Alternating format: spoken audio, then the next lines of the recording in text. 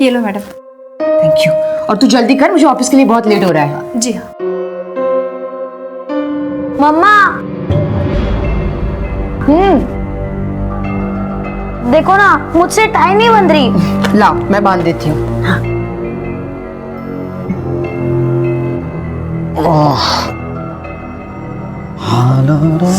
विक्रम, तेरे ये गंदे सॉक्स की स्मेल यहाँ तक आ रही है। और तुझे कितनी बार बोला है कि गीला टॉवल बेड पे मत रखा कर, पूरे घर को सड़ा के रखा है। दीदी बार बार सुनाया मत करो,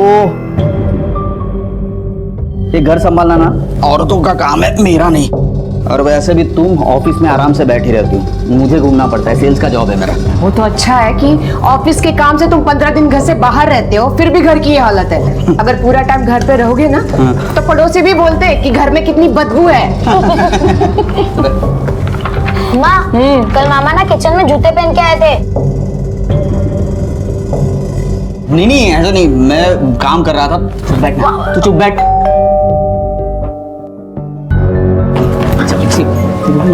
मैं देखती हूँ।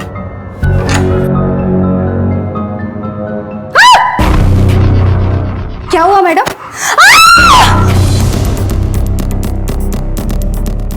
क्या हुआ? वेजिटेरियन लोगों की सोसाइटी है, यहाँ पे कोई चिकन नहीं लाता। किसने किया होगा? कौन है? हाँ, कौन है? कौन है वहां पे? वॉचमैन ऊपर आओ। रेशमा जल्दी से साफ कर इसे।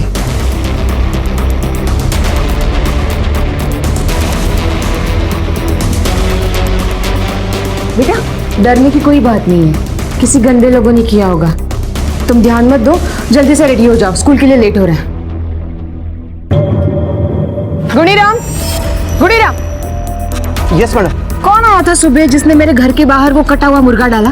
मैडम वो मैं तुम्हें तो कुछ पता होता ही नहीं है ना, बस खुली आंखों से सपने देखने की आदत है यहाँ पे। मैडम उस वक्त मैं टेरेस पे था, पानी चालू करना। अच्छा।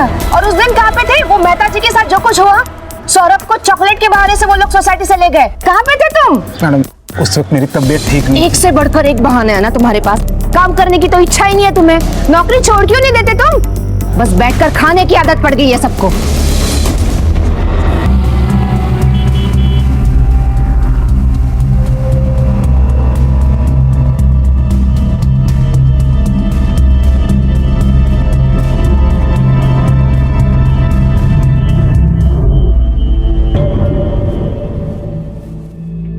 Good morning. Good morning.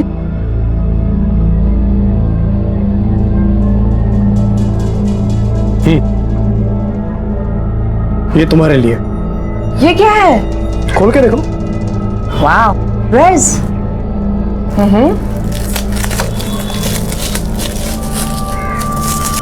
Wow, photo frame. पर ये किस खुशी में? ये तुम्हें खुश देखने की खुशी में। एक बार शादी हो जाने दो, फिर देख बहुत सरप्राइज मिलेंगे। शादी हुई नहीं है अब तक, पहले हो जाने दो। और वैसे भी ये ऑफिस है, यहाँ पर इतना रोमांटिक होने का कोई फायदा नहीं है। अच्छा एक मिनट। हेलो, कौन हो ये जानकर क्या करोगी मैडम? आपके लिए खबर यह है कि आपका बेटा जो फ्यूचर सक्सेस क्लास में पढ़ता है, अभी 10 मिनट बाद उसका क्लास छूटेगा। उसके बाद वो सीधा हमारे कब्जे में होगा। बचा सकती हो तो बचा लो अपने बेटी को। कौन बात कर रहा है? हेलो हेलो हेलो, कौन बात कर रहा है? राजेश, राजेश मुझे अभी जाना पड़ेगा। क्या हुआ? किसका फोन था? मैं तुमसे बाद में बात करती हूँ। लेकिन फोन किसका था?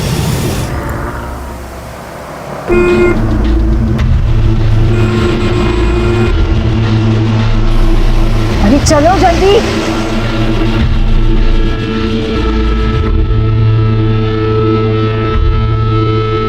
भैया ट्यूशन छूट गई? हाँ मैडम, बस अभी छूटता ही है।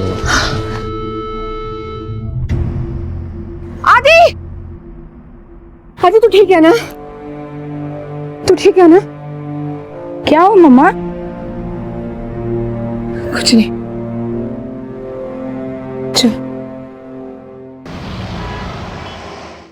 आदि अभी सो जा, बहुत लेट हो गया। कल सुबह स्कूल भी तो जाना है ना।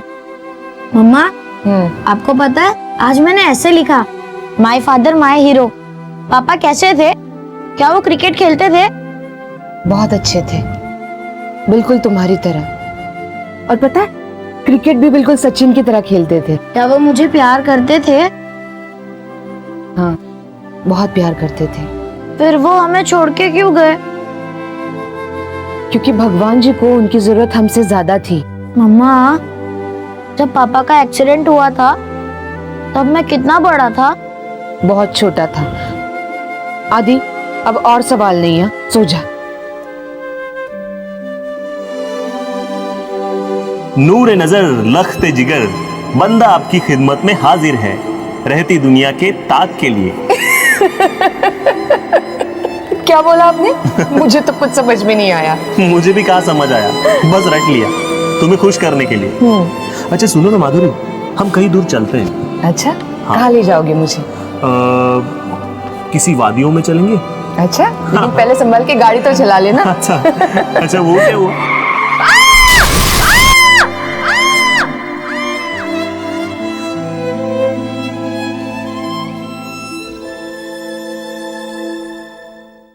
रेशमा, आदि स्कूल से आ जाए तो उसे सब्जी रोटी खिला देना, ठीक है? और कितनी भी जिद करे उसे आइसक्रीम बिल्कुल नहीं देना। ठीक, मैं ऑफिस के लिए निकल रही हूँ। हाँ।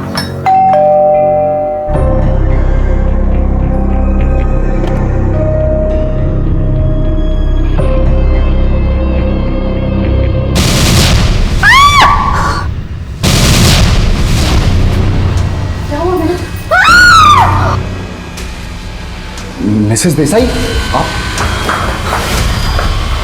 यार फिर किसी ने, आप ठीक हो? मिसेस देसाई, मुझे चिंता हो रही है आपकी। कल यहाँ पर किसी ने चिकन काट के डाल दिया था, आज ये सांप यहाँ पर। देखिए, आप अपने आप को अकेला मत समझिए, मैं हूँ आपके साथ। मैं अपनी चिंता खुद कर सकती हूँ। तुम जाओ यहाँ से, जाओ। मिसेस देसाई,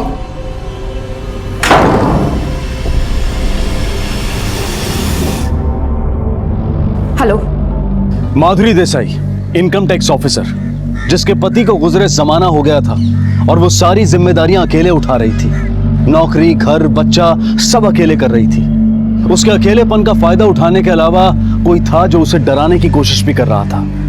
कौन था ये और ऐसा क्यों कर रहा था? माधुरी एक मजबूत इरादों वाली पढ़ी लिखी औरत थी। क्यों वो अपने साथ हो रही इन घटनाओं की पुलिस कंप्लेंट नहीं कर रही थी? क्यों वो सब कुछ चुपचाप सहन कर रही थी? क्या ये उसकी कोई मजबूरी थी या फिर वो भी एक आम इंसान की तरह पुलिस के पास जाने से कतरा रही थी? वजह जो भी हो, वो एक अन्याय को, एक अपराध को शह दे रही थी। अपराध करने वाला जितना बड़ा अपराधी होता है, उसे सहन करने वाला भी उतना ही बड़ा दोषी होता है, क्योंकि वो अपराध को बर्दाश्त करके उसे बढ़ावा दे रहा होता है, जो आज नहीं तो कल एक भयंकर परिणाम के साथ आपके सामने आता है। और यही गलती माधुरी ने भी की थी, जिसका खामियाजा उसे भुगतना पड़ा।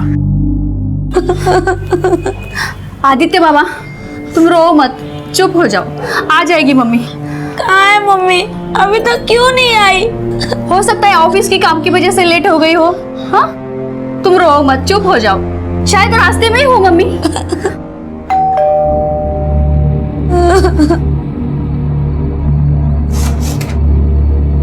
माधुरी आई?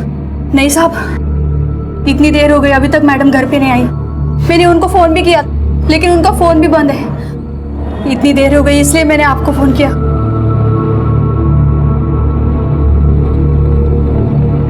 आपके द्वारा डायल किया गया नंबर या अभी स्विच ऑफ है। माधुरी का फोन स्विच ऑफ है। विक्रम कहाँ है? वो तो दोपहर में ही अपने दोस्तों के साथ बाहर चले गए थे। मैंने उनको भी फोन किया था, लेकिन उनका भी फोन नहीं लगा।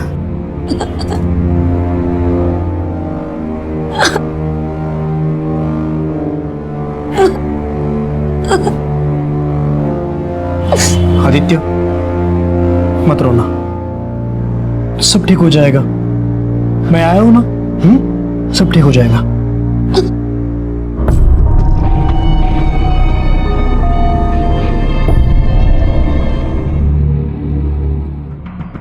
कब से फोन बंद है इनका? कल शाम से।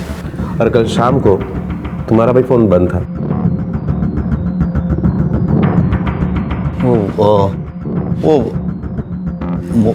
मोबाइल की बैटरी लो थी, फिर बाद में स्विच ऑफ हो गया। तुम इनके सगे भाई हो? हाँ सर। क्या काम करते हो? कंपनी में सेल्स ऑफिसर हूँ। काम की वजह से शहर से बाहर रहता हूँ। आखिरी बार कब देखा था तुमने माधुरी को? कल सुबह ऑफिस जाते वक्त। अरे माधुरी का बेटा अब कहाँ है वो? घर पे आया के साथ। तुम्हारे घर में और कितने लोग हैं? हम 3 लोग हैं सर, और कोई नहीं। और तुम माधुरी के साथ ही काम करते हो ना? जी, मैं भी इनकम टैक्स ऑफिसर हूँ। हम दोनों सेम रैंक पे काम करते हैं। तुमने माधुरी को सबसे आखिरी बार कब देखा था? कल दोपहर में साथ में लंच करने के लिए गए थे। अच्छा ये देखो, नए शादी के इनविटेशन कार्ड का सैंपल, इसे छपने दे। अच्छा है पर इसका कलर थोड़ा सा मतलब। एक्सक्यूज मी, मैं अभी आई।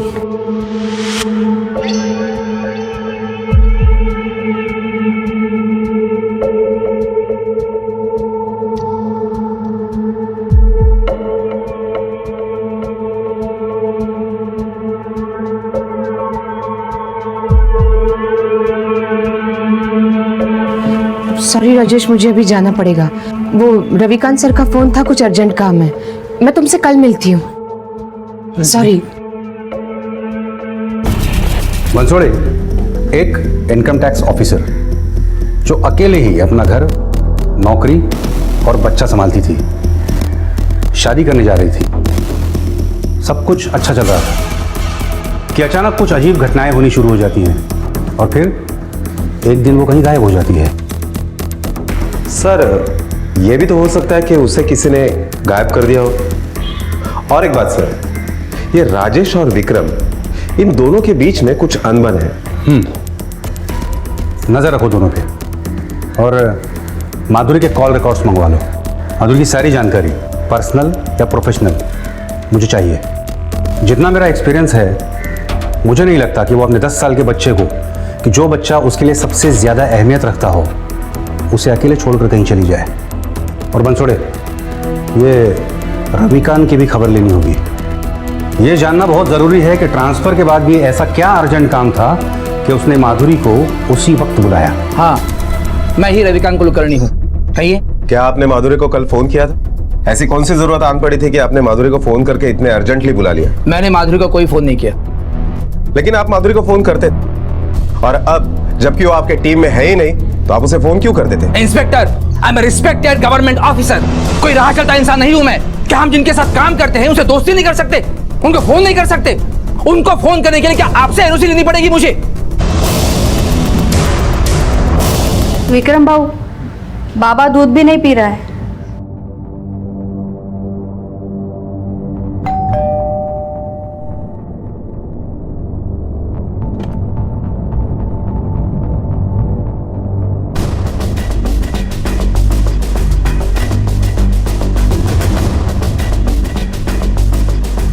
तुम कौन हो? साहब मैं यहाँ काम करती हूँ और बाबा को भी देखती हूँ। कितने सालों से यहाँ पर काम कर रही हो? 3-4 साल हो गए होंगे। काम के अलावा और क्या क्या करती हो? क्या साहब? नहीं, मैं सिर्फ काम ही करती हूँ साहब। क्यों, मैडम की बातें छुप छुप के नहीं सुनती? नहीं साहब, मैं तो अपना काम ही करती हूँ, लेकिन काम करते समय कभी गलती से सुनाई पड़ गया तो। पिछले कुछ दिनों में कुछ अजीब सा सुनाई दिया था तुम्हें? कुछ दिनों से कुछ अजीब सा ही हो रहा था साहब, जैसे कि दरवाजे के बाहर कटा हुआ मुर्गा मिला, दूसरे ही दिन खून में पड़ा सांप मिला साहब। तो तुम्हारी मैडम ने कंप्लेंट नहीं की? मेरे को क्या मालूम साहब, बड़े लोग क्या सोचते क्या करते।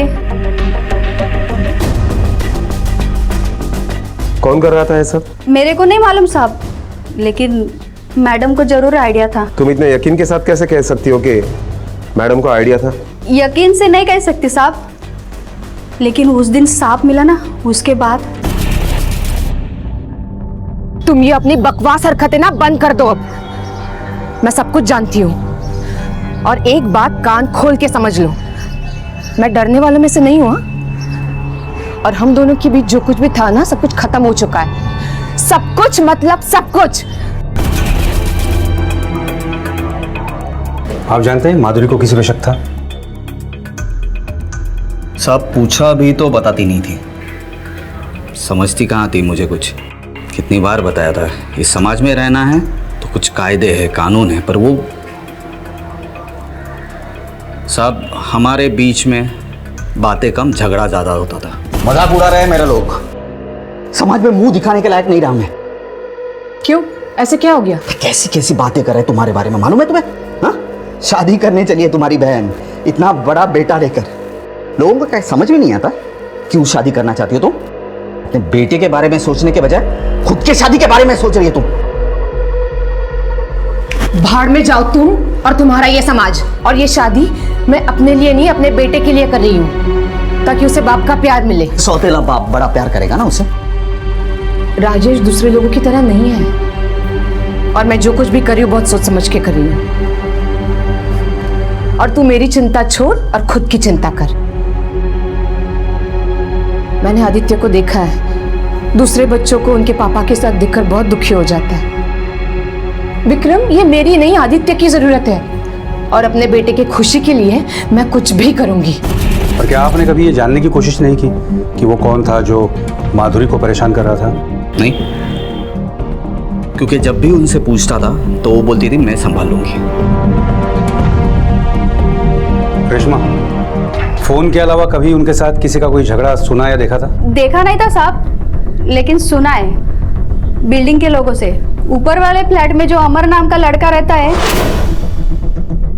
4-5 दिन पहले उसके साथ मैडम का जोरदार झगड़ा हुआ था। थैंक यू मिसेस देसाई, सच में हेल्प करने के लिए। नहीं तो मेरे सीए ने मेरे को जवाब ही दे दिया था।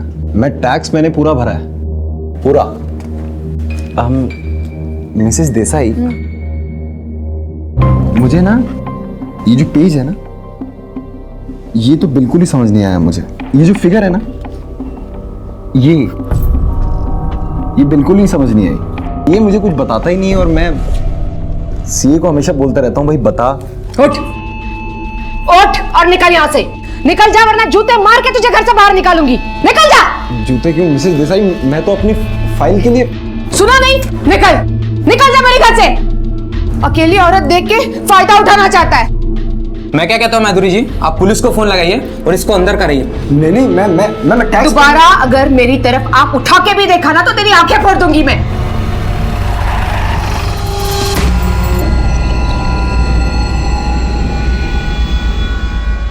दोबारा नहीं पूछूंगा। जो भी है सच तेरे मुंह से एक बार उगाल दे, नहीं तो एक गर्मा गर्म चाय ना तेरे थोबड़े से मारूंगा। ये आंखें फूट जाएंगी, किसी को ताड़ने के काबिल नहीं रहेगा तू। साहब मैं प्यार करता था उससे, मतलब वो मुझसे उम्र में बड़ी थी। मेरे को इस बात से कोई एतराज नहीं था साहब। मुझे लगा वो भी अकेली है और मैं भी। तो तूने सोचा तेरे झांसे में आ जाएगी? कहाँ है फोन? कहाँ है तेरा? साहब मेरा फोन, मैं झूठ नहीं बोल रहा हूँ साहब, मेरा फोन पानी में गिर गया था साहब। जिस दिन माधुरी गायब हुई उसी दिन इसका फोन भी पानी में गिर गया। साहब मैं बिल्कुल सच बोल रहा हूँ, मेरा फोन रिपेयरिंग के लिए गया हुआ है साहब। बात छोड़े, पता करो। तो ये बता, जब उसने 4 लोगों के सामने तेरी इंसल्ट की, तुझे बुरा तो बहुत लगा होगा, बदला लेने का मन भी किया होगा।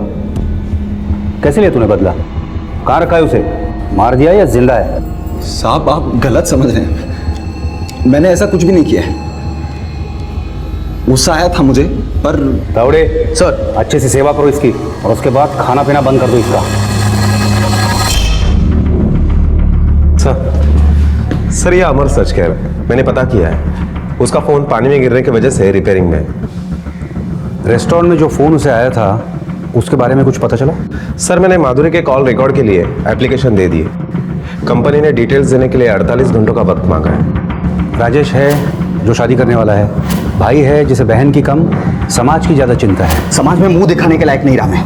बॉस है जिसे दोस्त के गायब होने के पूछताछ पर भी गुस्सा आता है। क्या हम जिनके साथ काम करते हैं उसे दोस्ती नहीं कर सकते? अमर प्यार के नाम पर हवस पूरी करना चाहता है। ये जो फिगर है ना, ये बंसोड़े, इन चारों में से कोई भी मासूम नहीं है। सब पे नजर रखो। जिसे माधुरी फोन करती है, जो माधुरी को फोन करके डराता है, सबकी डिटेल्स निकालो। माधुरी को लापता हुए कई दिन बीत चुके थे। पुलिस के लिए यह केस एक पहेली बनता जा रहा था।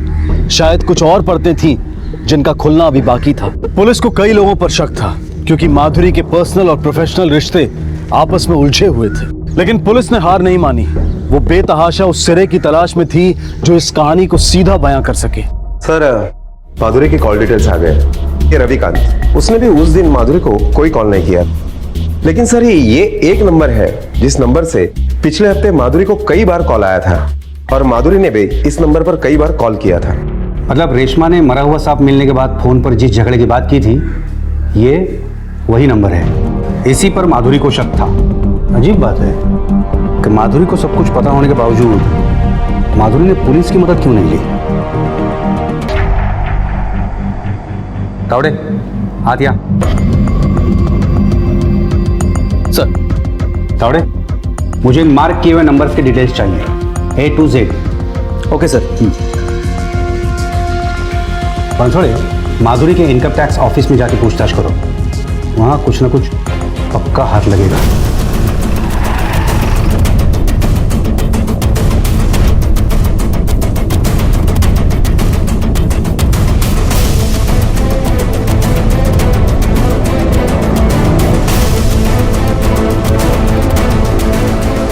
हम गरीब बड़े लोगों की बात क्या बताएंगे साहब, सब एक जैसे। ये लोग मुर्दे की जेब से भी पैसा खींच लेंगे। मतलब माधुरी भी रिश्वत लेती थी? अरे नहीं सर, माधुरी ने कभी रिश्वत नहीं ली, ये तो सारी बनाई हुई बात है। वैसे भी आपको तो पता होगा, इनकम टैक्स वाले बदनाम है इस चीज के लिए। शायद किसने ली हो, लेकिन माधुरी ऐसी नहीं है। She is a clean officer. साहब, रविकांत सर पागल थे एकदम मैडम के लिए, और दोनों का लफड़ा भी चालू था। बकवास है, झूठ है ये सब। कोई अगर अपने कलीग के साथ कॉफी पी ले, खाना खा ले या हंसकर बात कर ले, तो ये लोग कहने लगते हैं इन दोनों का चक्कर चल रहा है, अफेयर है इन दोनों का। ऐसा कुछ भी नहीं। अगर उसका ऐसा रिकॉर्ड होता तो मैं क्यों उसके साथ शादी करता? सर माधुरी देसाई को जिस नंबर से फोन आता था उसी का दूसरा नंबर है, उसी के नाम पर रजिस्टर है। देखिए, ये तो तय है कि यह नंबर वो खुद यूज नहीं करती थी, हो सकता है किसी को लेके दिया हो। पता करो माधुरी के डॉक्यूमेंट्स में किसने और कहां से कार्ड खरीदा था। Okay sir. हमें जो इन्फॉर्मेशन मिली है उससे ये पता चलता है कि कोई राखी मल्होत्रा, जो एक शिपिंग कंपनी की मालकिन है, उसके साथ माधुरी का झगड़ा चल रहा था। अब इनकम टैक्स ऑफिसर के साथ ऐसे लोगों के झगड़े होते ही रहते हैं। क्या आप मुझे राखी मल्होत्रा का नंबर दे सकते हैं? जी।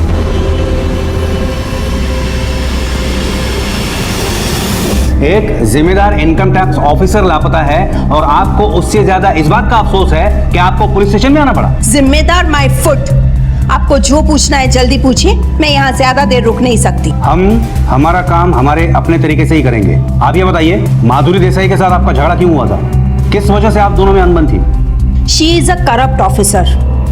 वो कोई जिम्मेदार ईमानदार नहीं है। क्या हुआ था आपके बीच? मेरी उसके साथ पहली बार तब मुलाकात हुई थी जब मेरे घर इनकम टैक्स डिपार्टमेंट का नोटिस आया था। मेरे सारे ड्यूज क्लियर है, फिर मेरे समझ में नहीं आ रहा है कि मुझे ये नोटिस किस बात की आई है। रिलैक्स मिसेस मल्होत्रा, मैं एक बार चेक कर लेती हूँ आपकी फाइल। सॉरी। हाँ, तो मैं ये कह रही थी कि आपकी फाइल तो क्लियर है, कोई प्रॉब्लम नहीं है, बट एक बार चेक करना पड़ेगा कि ये नोटिस आपको क्यों भेजा गया है। डोंट वरी, टेंशन मत लीजिए। Excuse me.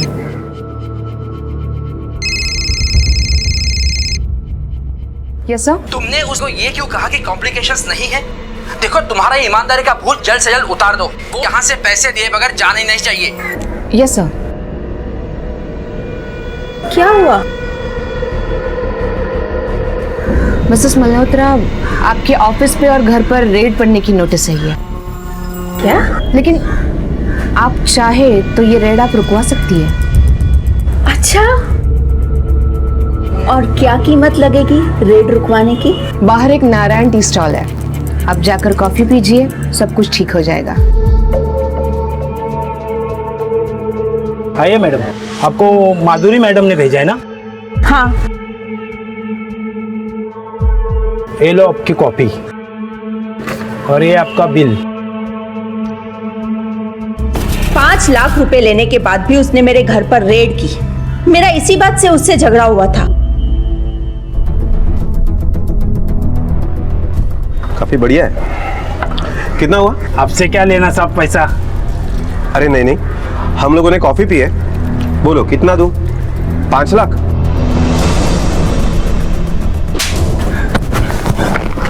बोल, माधुरी का पैसा तू किसके पास पहुंचाता था? वो पैसा मैं मैडम की बिल्डिंग के वॉचमैन गुनीराम को मिठाई के डब्बे में डालकर दे आता था।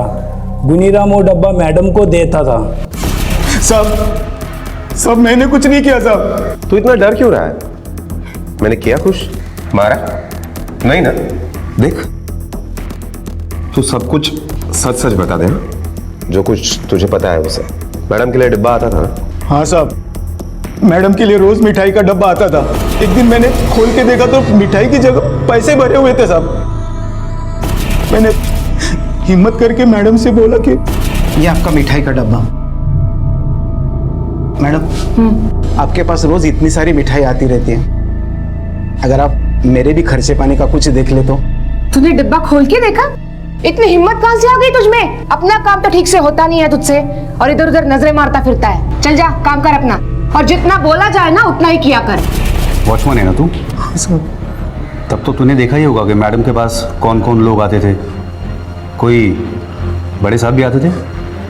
हाँ साहब, राजेश साहब मैडम से मिलने रोज आते थे।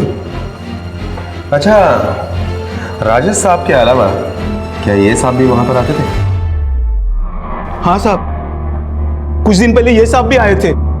उसके बाद राजेश साहब आ गए, और ये साहब की गाड़ी देखकर मैडम के ऊपर बहुत गुस्सा हो गए साहब। अरे उस रविकांत की गाड़ी तुम्हारे बिल्डिंग के नीचे क्या कर रही है? Shame on you। ये उम्मीद नहीं थी तुमसे। सर, मुझे ये पता था कि रविकांत माधुरी के पीछे है, लेकिन ये नहीं पता था कि उन दोनों में अभी तक कुछ चल रहा है। इस वजह से मेरा और माधुरी का झगड़ा भी हुआ। तुम क्या मुझे बेवकूफ समझती हो? वो यहाँ क्या कर रहा था? एक अकेली औरत का फायदा उठाने आया था। उसने हमेशा से ही खुद को मेरे ऊपर थोपा है, कभी नौकरी छीन लेने की धमकी देकर, तो कभी प्यार जताकर। पर मैं उससे प्यार नहीं करती राजेश। वो मेरे जरिए रिश्वत लेता था और पैसे रखने की सेफ जगह की तरह मुझे इस्तेमाल करता था। पर मैंने अब उसको बता दिया है कि मैं तुमसे शादी कर रही हूँ, क्योंकि आदित्य को पापा की जरूरत है। अब मैं उससे कोई वास्ता नहीं रखना चाहती। Trust me Rajesh. रविकांत माधुरी का फायदा उठा रहा था, अपने पोस्ट का डर दिखाकर अपने इशारों पे नचा रहा था माधुरी को। मिस्टर राजेश, आपको ये थोड़ा अजीब नहीं लग रहा है कि आपको दोनों के बारे में पता था और फिर भी आप माधुरी से शादी करना चाहते थे? मुझे माधुरी में नहीं, उसके पैसों में इंटरेस्ट था। रविकांत सर जब हमारे ब्रांच में थे तब उनका आशीर्वाद था माधुरी। उन दिनों बहुत पैसे कमाए माधुरी ने। इसका मतलब आपके पास माधुरी को गायब करने या उसे मारने का मोटिव था? कोई फायदा ही नहीं था उसको गायब करके या मार के। ब्लैक मनी कहा है ये सिर्फ माधुरी जानती है, और माधुरी इतनी भी कमजोर नहीं है कि कोई उसे पूछे और वो बता दे। जब पैसा मिलेगा ही नहीं तो ये सब करके फायदा क्या है? एक अकेली औरत अपने आत्मसम्मान के साथ जीने की जितनी कोशिश करती है, उससे दुगनी कोशिश इस सभ्य समाज में इंसान के रूप में छिपे भेड़िए उसे तार तार करने की करते हैं। माधुरी के आसपास भी ऐसे भेड़ियों की भरमार। रविकांत जो अपने ओहदे का फायदा उठाकर उसका इस्तेमाल करना चाहता था, दूसरा राजेश जो शादी के नाम पर उसके पैसे को अपना बनाना चाहता था, तीसरा अमर जिसकी आंखों में प्यार के नाम पर सिर्फ हवस दिखाई देती थी, और चौथा उसका भाई विक्रम जो भाई ना होकर कोई सामाजिक ठेकेदार बन बैठा था। एक और आदमी था जिससे माधुरी फोन पर बात किया करती थी। वो कौन है, उसका किस्सा क्या है, उसकी पहचान क्या है, कोई नहीं जानता था। शायद पुलिस से कोई बात अछूती रह गई थी जिसका फायदा उस आदमी को मिल रहा था। माधुरी के लापता होने की गुत्थी सुलझ ही नहीं रही थी। पुलिस को राजेश पर शक था, लेकिन माधुरी के लापता होने के समय राजेश ऑफिस में ही था, और ये बात साबित कर रही थी ऑफिस की सीसीटीवी फुटेज। इस हताशा के दौर में पुलिस के हाथ एक उम्मीद लगी। मोबाइल कंपनी से माधुरी का अपडेटेड स्टेटमेंट आ गया था, जिसकी कहानी कुछ और ही थी। माधुरी 20 नवंबर को गायब हो गई थी, और उसके जिस फोन को हम 20 तारीख के बाद ऑफ मान रहे थे, वो दरअसल 21 को ऑन हुआ था। अब क्योंकि माधुरी की बिलिंग साइकिल डेट 20 तारीख की है, इसलिए ये रिकॉर्ड हमें पहले नहीं मिल पाया। लेकिन इस नए स्टेटमेंट में ये साफ दिखाई दे रहा है कि माधुरी के मोबाइल से 21 तारीख को सुबह दुबई के लैंडलाइन पर कॉल किया गया था। उस वक्त माधुरी के फोन का लोकेशन माहिम था, और ये नंबर दुबई में किसी करीम काजी के नाम से रजिस्टर्ड है। वो दुबई में रहता है। अच्छी खबर यह है सर कि वो करीम काजी किसी काम की वजह से इंडिया आया है, और वो भी माहिम में ही रह रहा है। और दूसरी खबर यह है सर कि विक्रम के फोन रिकॉर्ड से यह पता चलता है कि माधुरी का फोन जब स्विच ऑफ हुआ था तो उसका भी मोबाइल लोकेशन वही था, माहिम।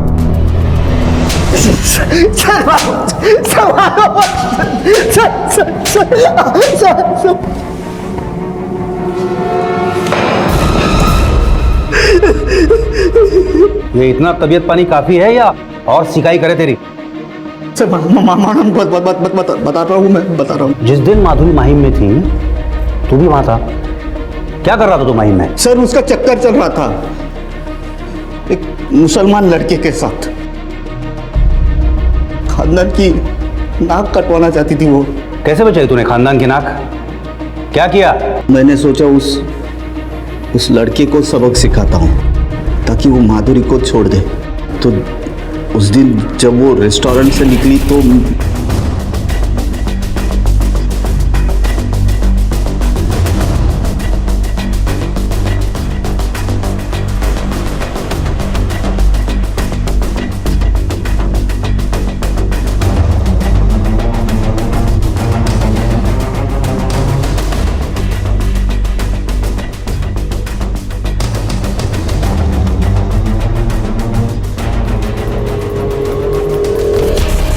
जब तूने कुछ किया ही नहीं तो तूने ये बात पुलिस से क्यों छुपाई? क्या ये तेरी कहानी तू हमें अभी अभी ताजा पका के सुना रहा है? नहीं सर, नहीं सर, मैं नहीं चाहता था कि मेरी बहन जो किसी मुसलमान के साथ अपना मुंह काला कर रही है किसी को पता चले। तारीख तो याद नहीं है सर, लेकिन पिछले हफ्ते उसका फोन आया था, बोल रहा था कुछ पैसे की ज़रूरत है। आप फैजल को कैसे जानते हैं? फैजल मेरे भाई का लड़का है, मेरा भतीजा। कहाँ रहता है? इसी घर में रहते हैं। आप कहाँ गए हैं? हाँ, अभी रत्नागिरी गया हुआ। रत्नागिरी? उसकी कोई फोटो है आपके पास? जी हाँ, फोटो है ना, देख लो। ये देखिए।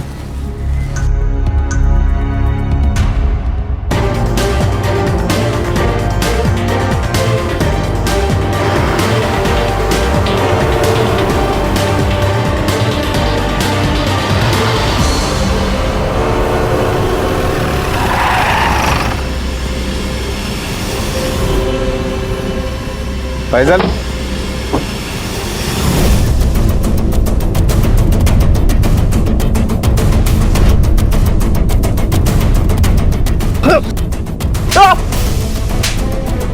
चल।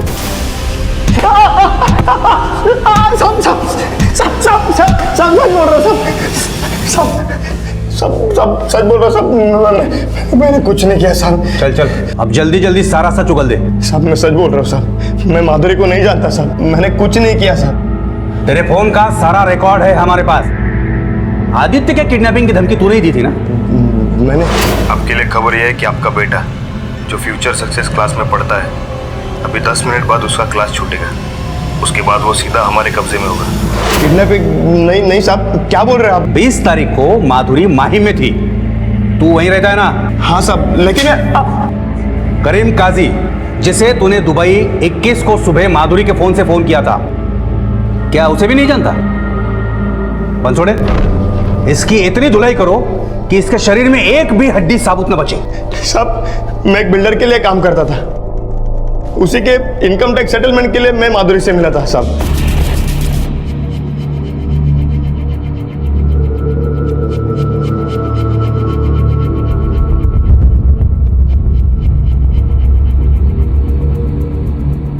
माधुरी थोड़ी अड़ियल थी। कुछ दिन मिलने जुलने के बाद हम दोस्त बन गए, फिर और नजदीकियां बढ़ी और कुछ वक्त के बाद हम दोनों एक दूसरे के बहुत करीब आ गए।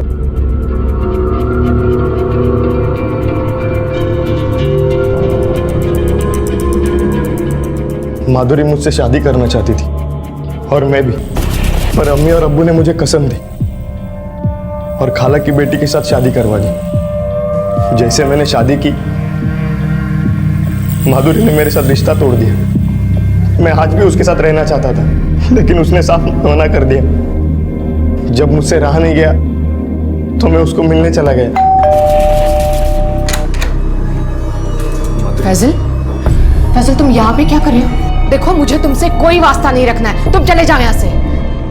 माधुरी, माधुरी मेरी बात तो सुन, मैं बहुत प्यार करता हूँ तुझसे, नहीं रह सकता तुम्हारी बिन। फैजल मुझे तुमसे कोई रिश्ता नहीं रखना है, तुम जाओ यहाँ से। देखो सीधी तरह से मान जा, नहीं तो मेरे पास और भी रास्ते हैं। मेरे ही घर में आके मुझे धमकी दे रहा है? हाँ, औकात क्या है तेरी? एक इनकम टैक्स ऑफिसर और बिल्डर के बीच का दलाल, यही औकात है तेरी। और अपने औकात के हिसाब से रह और निकल यहाँ से। निकल, निकल जा मेरे घर से। उसने मेरी इज्जत उतार दी, गुस्से से मेरा दिमाग पागल हो रहा था। मैं बदला लेना चाहता था साहब। एक दिन मुझे पता चला कि वो राजेश के साथ शादी कर रही है। ये सुनकर मेरा दिमाग और घूम गया।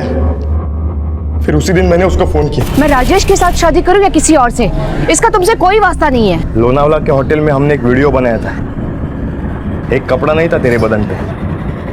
सोच, अगर वो वीडियो लोगों ने देखा तो राजेश तो छोड़, दूसरा कोई भी तुझे घास नहीं डालेगा। मैंने उसे माहिम बुलाया, वो घर नहीं आई, पर आते ही उसने वीडियो मांगना शुरू किया। मैंने वो टालने के लिए उसे कहा कि वो वीडियो मेरे गांव के मोबाइल में है। तभी वो गांव जाकर वो वीडियो डिलीट करना चाहती थी, ताकि ये किस्सा यही खत्म हो जाए। फिर हम गांव जाने के लिए निकल गए। मैंने भी यही सोचा कि ये किस्सा आज के आज ही खत्म हो जाए। अब क्या हुआ? लगता है बाइक में कुछ प्रॉब्लम हो गया, उतरना पड़ेगा।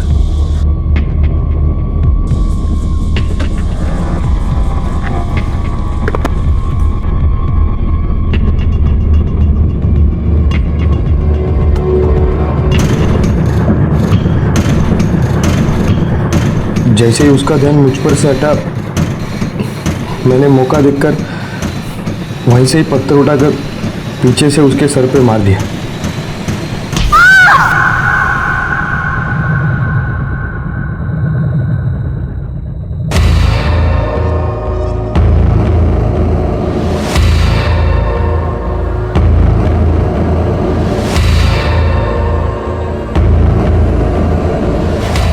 फिर उसके बाद मैंने उसको वहीं नीचे वाले जंगल में ले जाके दफना दिया। बता, कहाँ दफनाया उसे?